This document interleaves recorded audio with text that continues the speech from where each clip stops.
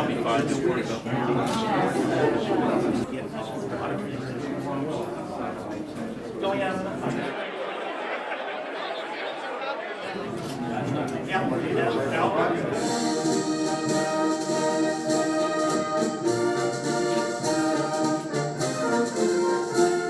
is a day filled with our gratitude and remembrance for those who, before us, have kept our nation strong through the troubled times of history and ensured from one generation to another that our national conscience, values, and creed remain unchanged and survive even in the darkest hours of war, repression, or despair.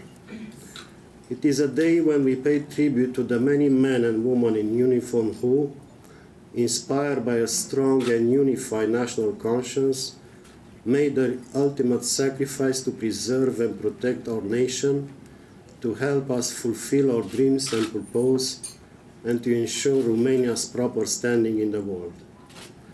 Our troops today continue to respond proudly and strongly to those challenges in some of the most dangerous places in the world, defining communities who aspire to achieve freedom and security, protecting critical infrastructure, and helping families recover from disaster and get safe access to schools, food, or water. We salute and honor them as they embody the very Romanian spirit that we celebrate today: capable, generous, compassionate, dependable. This is also a day of optimism and promise, of confidence in our strength and ability to shape our brightest future, and to contribute even more decisively to a Europe that is whole, free, and entirely at peace. And as we have for the past more than a decade since joining NATO in 2004, we are determined to continue our work hand in hand with the United States and our other allies.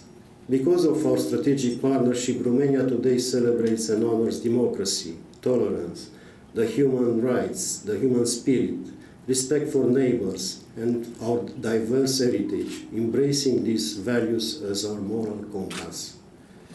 Because of that partnership, prosperity has become an attainable goal for our communities. Our economic fundamentals have grown strong. Our business climate is increasingly attractive. Judiciary independence and a robust rule of law provide comfort and confidence for long-term competitive investment and growth. Because of that partnership, Romania today is substantially more capable to work together with the United States to help other nations succeed, including the Republic of Moldova and other neighbors in Europe's east. A very telling story, which continues to inspire us, and we hope will inspire others as well. 2 months ago, our two governments met at senior levels to make an annual assessment of our strategic partnership, and we concluded that it has never been stronger, never has been broader, never has been more productive. Much of this is due to Romania's investment in the partnership, and its investment in international security, both in Southeastern Europe, but also on battlefields far from Romania, in Afghanistan, in Iraq against ISIL, in Mali against ISIL. It also is due to Romania's strong economic growth, its firm embrace of a democratic future, democratic values, and building strong democratic institutions, which is witnessed in its increasingly credible fight against corruption and its strong adherence to the rule of law. And finally, also for its interest in working with the United States to, for example, expand opportunities for Romanian scholars and students in the areas of science, education, technology, and culture to study in the United States, and for American students and scholars to study and work in Romania. For all these reasons, our partnership, as I said, is stronger today than it ever has been. It could become yet stronger. My wife Julie, as well as 10 other members of the United States Congress, were able to travel to Romania this past August, and we had an absolutely wonderful trip. You quickly learn about the beauty of the nation, the strong economic ties, the military ties, and just the friendship that we have between these two nations. And I also want to convey the bipartisan nature in which you will see this relationship between the United States and Romania. It is important, and it does not sway to one political side or the other. It's the United States of America, and we are a diverse people, and the relationship that we have with Romania is a very important one on all fronts. We were able to spend time in the capital city, and then we were able to get out and go see the countryside a little bit. And I do hope that I can spend more time along the way and continue to build the bonds of friendship and relationships. My experience in Romania was equally as positive, and how we had a great time not only learning about the country, but also to get to know the people of Romania. I have traveled over the years quite a bit in the Balkans, but I had not until about a year and a half ago had the opportunity to actually go to Romania. And I can tell you the history that takes place and that has taken place over the last 100 years, and that just the significance of Romania in that region is very important, and we look forward to working with you. Of course, right now, the United States, as we're working toward a new administration, the pending inauguration of Mr. Trump and Mr. Pence as President and Vice President. And as you know, they are working to fill out the administration. I know there's a lot of questions that people have about the bilateral relationships between our two countries. But as the ambassador alluded to, and I agree that I believe that President-elect Trump, Vice President Pence will take the same course as a strong bilateral relationships with Romania.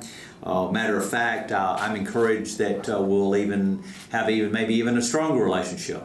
We've had a strong relationship, but I look forward to even being as stronger in the days to come. So we're looking very forward to that. Today, the NATO alliance faces new challenges. Among those challenges is the threat of ballistic missiles.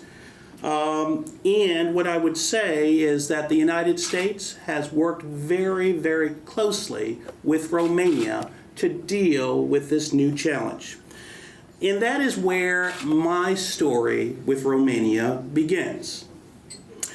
I spent many hours and many days and months on airplanes to and from Washington and Bucharest as I led the U.S. negotiating team of the agreement for Romania to host the Aegis Ashore site in Romania, what is now called the European Phase Adaptive Approach.